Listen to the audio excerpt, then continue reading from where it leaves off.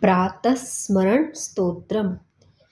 प्रातस्मरामि हृदि संस्फुरदात्मतत्त्वम्।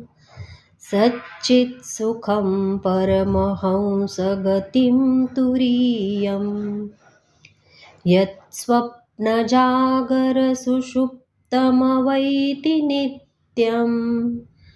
तद्ब्रह्म निष्कलमहं न च भूतसङ्गः।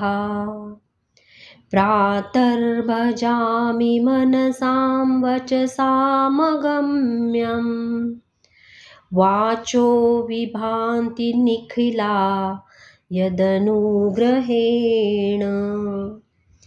यं नेति नेति वचनैर्निगमावोचन्। तं देवदेवमजमच्युतमाहुरग्र्यम्। प्रातर्नमामि तमसः परमर्कवर्णम्। पूर्णं सनातनपदं पुरुषोत्तमाख्यम्। यस्मिन्निदं जगदशेषमशेषमूर्तौ।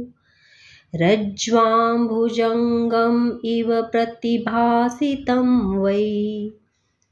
श्लोकत्रयमिदं पुण्यं लोकत्रयविभूषणम्। प्रातःकाले पठेद्यस्तु स गच्छेत् परमं पदम्। प्रातःकाले पठेद्यस्तु स गच्छेत् परमं पदम्।